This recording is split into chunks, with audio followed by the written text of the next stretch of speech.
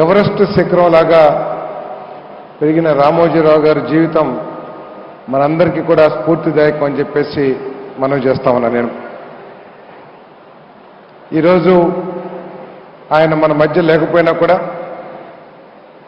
ఆయన వ్యక్తిత్వం గురించి, ఆయన జీవితంలో సాధించిన విజయాలను దృష్టిలో పెట్టుకుని మరి ఆంధ్రప్రదేశ్ ప్రభుత్వం, ప్రత్యేకంగా నారా చంద్రబాబు నాయుడు గారు ఈ సంస్మరణ సభని ఘనంగా నిర్వహించాలి అని చెప్పేసి ఒక నిర్ణయం తీసుకోవటం, ఆ కార్యక్రమాన్ని కొంత భాగం నన్ను కూడా బాధ్యుని చేసినందుకు నేను గర్వంగా కూడా భావిస్తున్నానని చెప్పేసి మనం చేస్తాను.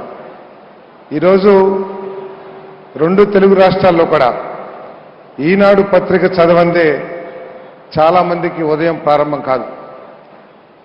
ఈనాడు పత్రిక అంత విశ్వసనీయత తీసుకొచ్చిన గొప్ప వ్యక్తి రామోజీరావు గారు అని చెప్పేసి మీ అందరికీ కూడా నేను సవినయంగా మనవి చేస్తామని. మరి అంత పెద్ద వ్యక్తి గురించి నేను పెద్ద విషయాలు చెప్పలేను, కానీ ఆయన భావితరాలకు మాత్రం ఒక విషయాన్ని తేటతెల్లం చేశారని చెప్పేసి మనవి చేస్తాను. ఎవరైనా సరే సామాన్య కుటుంబంలో పుట్టినా, పేద కుటుంబంలో పుట్టినా కూడా క్రమశిక్షణ, కష్టపడే తత్వం, నిజాయితీ, పట్టుదల ఇవి ఉంటే ఎవరైనా సరే వారు ఆలోచన చేసిన రంగాల్లో ఉన్నత స్థానానికి వెళ్ళగలరని చెప్పేసి ఆయన చాలా ప్రూవ్ చేశారని చెప్పేసి కూడా నేను మీ అందరికీ మనవి చేస్తానని.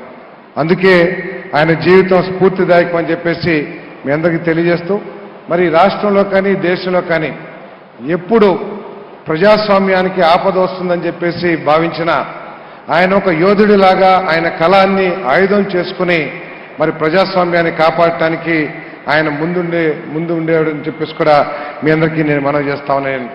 ఆయన ద్వారా మనం నేర్చుకోవాల్సింది ఏంటంటే, కష్టాలు చాలా మందికి వస్తాయి, కష్టాలు వచ్చినా కూడా నిజాయితీని వదులుకోకుండా పట్టుదలతో పోరాటం చేయాలి అని చెప్పేసి మనందరికీ కూడా స్ఫూర్తినిచ్చిన గొప్ప వ్యక్తి మరి రామోజీరావు గారు అని చెప్పేసి మీకు మనవి చేస్తాను. ఒక విషయం నేను చెప్పదలుచుకున్నాను. నిన్న రామోజీరావు గారి కుటుంబ సభ్యులందరూ కూడా మరి విజయవాడ రావటం జరిగింది.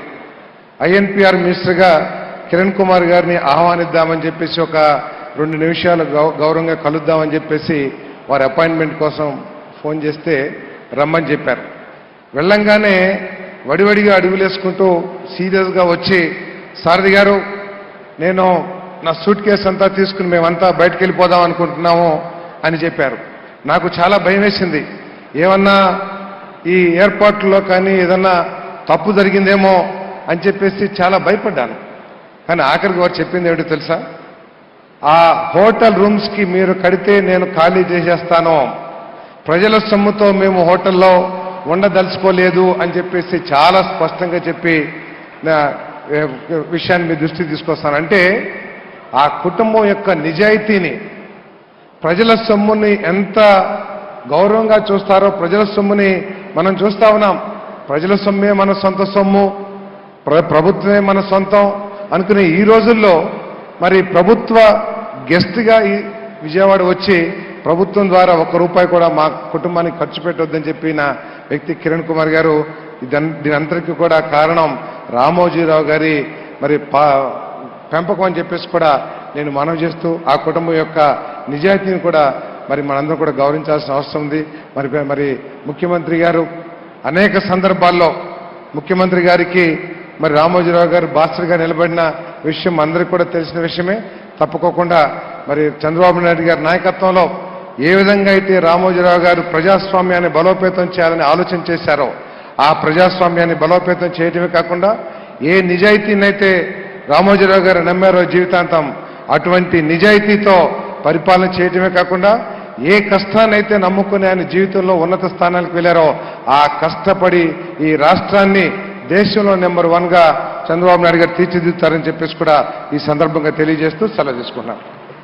చాలా చక్కటి మాట చెప్పారు సార్. పులి కడుపున పులే పుడుతుంది అనడానికి ఈ వేదికపై ఇలాంటి ఒక అంశాన్ని ప్రస్తావించాల్సిన పని లేదు, కానీ మనందరికీ ఆదర్శం కలిగించేలా ఇలాంటి జీవితాలు ఉండాలని చాలా గొప్ప విషయం చెప్పారు. థ్యాంక్ యూ మినిస్టర్ గారు. ఇక అటు క్రమశిక్షణ అందరూ చెప్తూ ఉన్నారు, ఇటు విలువలు, ఆయన జీవితం మనందరికీ ఆదర్శం, వాటికి అంకితం చేశారు రామోజీరావు గారు అని. ఈ విలువలు క్రమశిక్షణతో కూడిన జీవితం ఉంటే కనుక ఎక్కడికి వెళ్ళినా సరే జనం బ్రహ్మరథం పడతారు అనడానికి ఆ అక్షర సేనానికి ఈరోజు జనసేనాని ఇవ్వబోతున్నారు నివాళి. ఆంధ్రప్రదేశ్ రాష్ట్ర డెప్యూటీ సీఎం శ్రీ కొణిదెల పవన్ కళ్యాణ్ గారిని మాట్లాడాల్సిందిగా ఆహ్వానిస్తున్నాను.